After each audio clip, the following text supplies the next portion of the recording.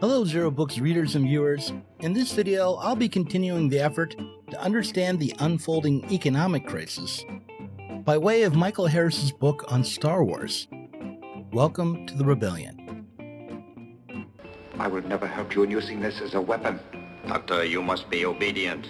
In his book, Harris notes that, in the original cut of the film, Luke Skywalker and his friend Biggs are more politically minded than they appear to be in the theatrical release.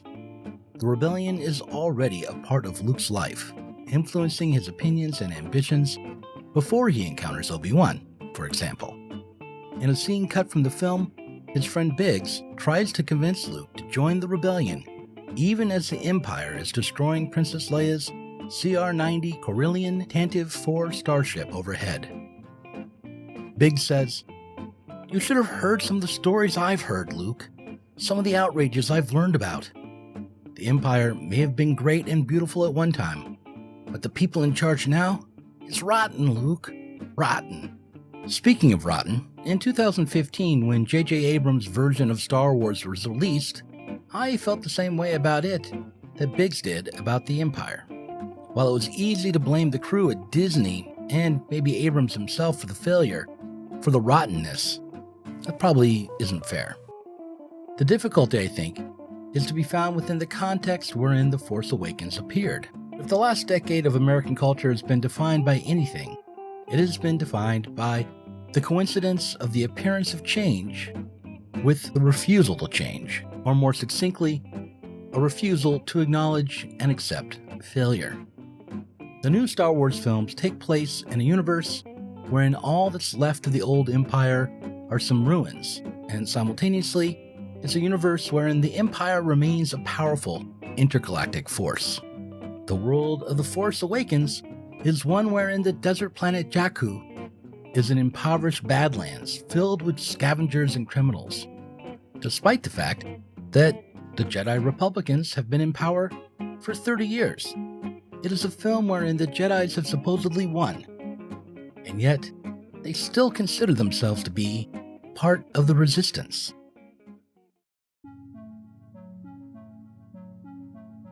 If the Disney sequels had been willing to tackle these problems, if Han, Luke, Leia, and Rey had had to confront their own failure, if there was an admission of a setback, the film would have been infinitely more interesting. By now, everyone can see that the refusal to engage with its own legacy, this refusal to follow the logic of its own story, is ultimately what undermined the franchise. The question for socialists, or for the socialist left, is whether we're going to go the way of J.J. Abrams and Disney, or if we can stomach a rethinking of our own history. Can we tolerate the prospect of examining the failure of the 20th century, for example? Can we take a look at the post-Marxism that developed out of it? Όπως η ελευθερία, η ισότητα, η δικαιοσύνη, η ερώτηση για το τι είναι αλήθεια, είναι αυτονόητες και ότι ο άνθρωπος παντού και πάντα τις έβαλε, τις προέβαλε, προσπάθησε να τους δώσει μια απάντηση κτλ. Αυτό είναι μια τεράστια ιστορική αυταπάτη. Δηλαδή πιστεύετε ότι ο μαρξισμός σήμερα πια είναι ένα εργαλείο πεπερασμένο που δεν μπορεί να ερμηνεύσει τα πράγματα? Σήμερα ο μαρξισμός, αυτός ο οποίος υπάρχει ως πραγματικός μαρξισμός, όπως υπάρχει πραγματικός σοσιαλισμός, είναι ένα εργαλείο για κάτι τελείως άλλο. Είναι εργαλείο για τη συντήρηση, παραδείγματος, του ρωσικού καθεστώτος ή για την επέκτασή του ή για την εγκατάσταση αλλού καθεστώτων του ίδιου τύπου. Και όταν ο μαρξισμός δεν είναι κρατική ιδεολογία? Όταν ο μαρξισμός δεν είναι κρατική ιδεολογία, μένει μικρή αίρεση, μένει σέκτα, όπως λένε, δεν είναι έτσι? Δηλαδή μένει υπόθεση 5, 10, 15 ανθρώπων, 20 ανθρώπων, οι οποίοι νομίζουν ότι αυτοί είναι οι μόνοι πραγματικοί, σωστοί, οι ορθόδοξοι μαρξιστές κτλ. Αυτό που νομίζετε το 49? Αυτό που νομίζαμε το 49, ασφαλώς. Και αυτό μπορεί να το πει κανείς. Το ζήτημα είναι ποια είναι η διαφορά. Εγώ νομίζω ότι η διαφορά είναι ότι άμα πιάσει κανείς όλα αυτά που έχουν γραφεί από όλες αυτές τις σέκτες, τις αιρέσεις, τις μικρές, θα δει ότι το έργο, όχι από την άποψη της πρακτικής, ας πούμε, μονάχα, αλλά από την άποψη των ιδεών, δηλαδή του αυτού που ονομάζω της διάβγασης της ιστορικής εποχής της κοινωνίας είναι μηδαμινό, δηλαδή ότι οι τροτσκιστές εξακολουθούν και επαναλαμβάνουν τα ίδια και τα ίδια αυτά τα οποία λέγανε και το 1938 κτλ.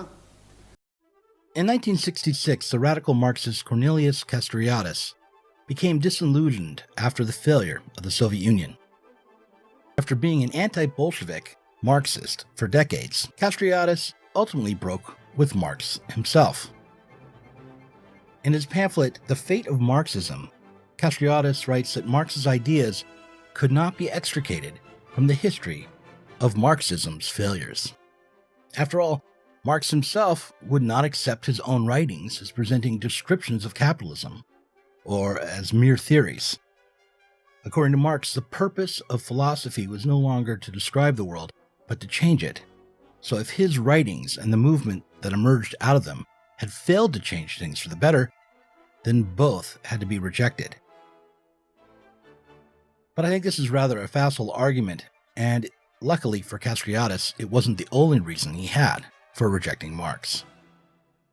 In his book, The Imaginary Institution of Society, Castoriadis wrote that the major reason for rejecting Marx was his economic determinism. Marx conceived of history as a mechanical process wherein economic laws dictate the actions of human beings, turning them into puppets or mere actors reciting lines already written down for them in advance. All the world's a stage, and all the men and women merely players.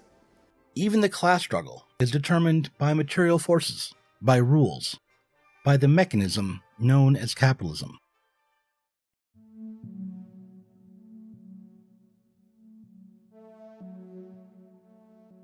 What Castoriadis leaves out with his first objection is how intertwined the history of socialism is with the history of bourgeois and then capitalist development. Marx participated in a struggle in 1848 that certainly changed the world, if not precisely in the ways that Marx and his fellow socialists imagined. Even as many of the demands of the Communist Manifesto were met, communism itself remained elusive. The machine of capital and history got ahead of Marx. But he did, after witnessing the struggle, develop his understanding of history's new categories and new mechanisms. It is only by failing to understand how these categories move and alter the world that Castoriadis could claim that those who remain convinced of their legitimacy, remain convinced that these categories still apply, have a static, non-dialectical theory, or that they imagine that nothing has changed in 100 years, or that nothing will ever change that will make the categories like labor time, surplus value, commodity form, class struggle, and all the rest obsolete. Further, it is only by misunderstanding what the categories are that Castoriadis could imagine that the working class are to behave like puppets, even as they overturn these categories. They are asked not to create a new version of the same thing, but rather they're charged with formulating new categories, new relations, based on the collective creativity of their own action. To dissolve the division between intellectual and manual labor, to overcome the alienation of the current order, means taking responsibility for producing the terms of their own productivity, the terms, ultimately, of their own future alienation. But even so, this bootstraps moment will not arise from nowhere. It may not arise at all.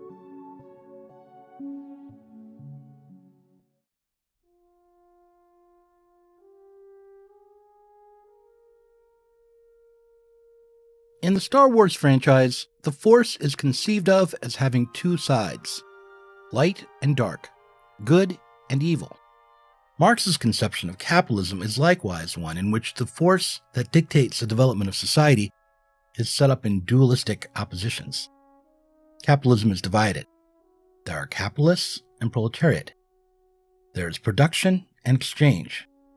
There is the base and the superstructure. And there is appearance and essence.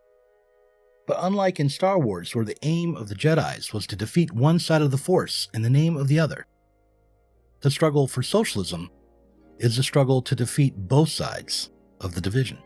It is a struggle to overcome the divisions that currently exist in the service of new, better, more consciously held divisions and paradoxes.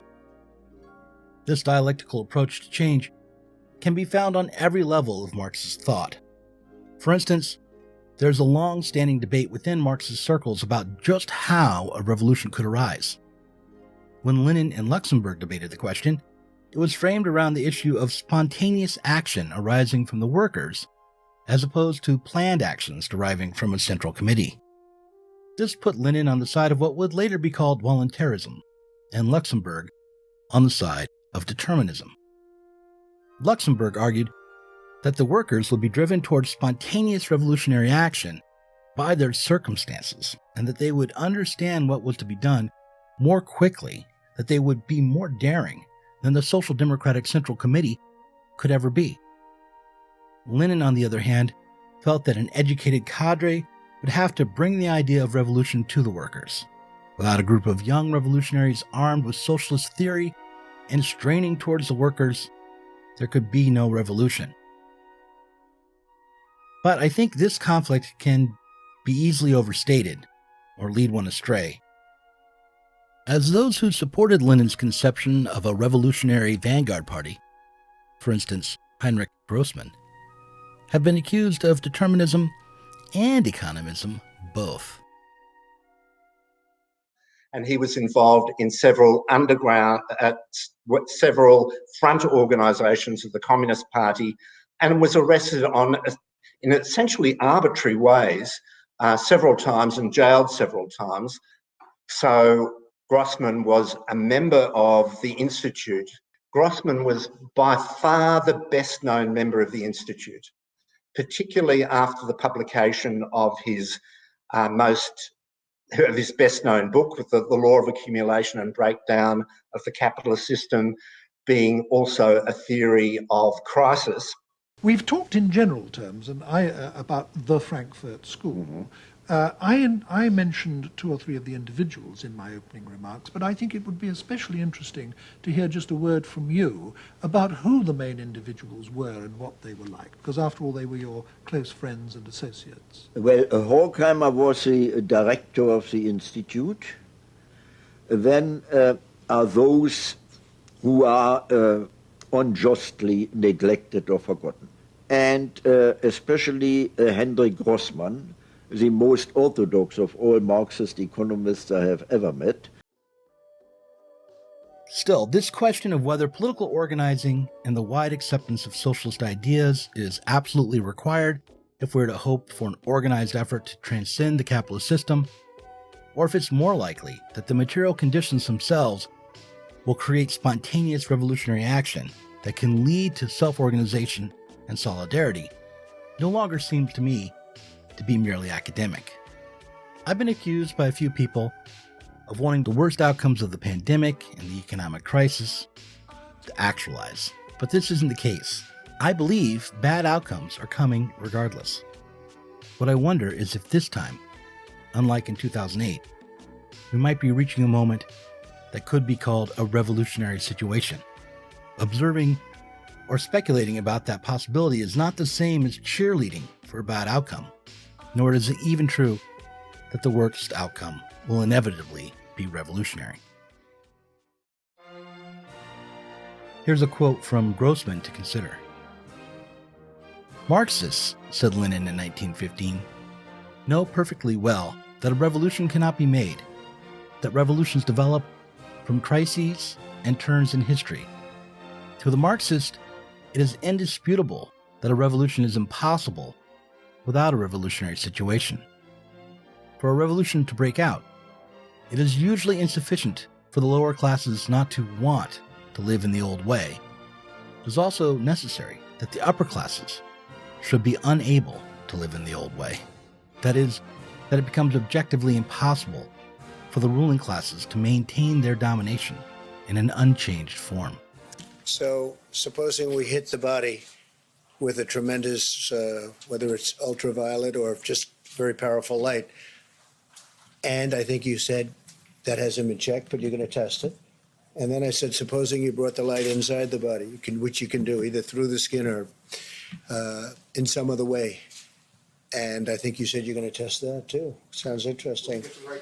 Right, and then I see the disinfectant where it knocks it out You're the ones in a that minute. sent Barack Obama 1 to minute. presidency. And is there a And way I have we a can do simple something like proposition here. I'm here to ask you for your help. Where I come from, you don't get far unless you ask. My name's Joe Biden. I'm a Democratic candidate for the United States Senate. Look me over. If you like what you see, help out. If not, vote for the other guy. Give me a look, though, okay? That's all I've really got. Thanks for watching this Zero Books video. If you enjoyed it, subscribe to this channel and click on the notifications bell so that you'll be alerted whenever we release a new video. You should also consider supporting us on Patreon. Our patrons get access to our Inside Zero Books podcast every week and can get access to the Zero Books Book Club and help us to continue making online content from the left.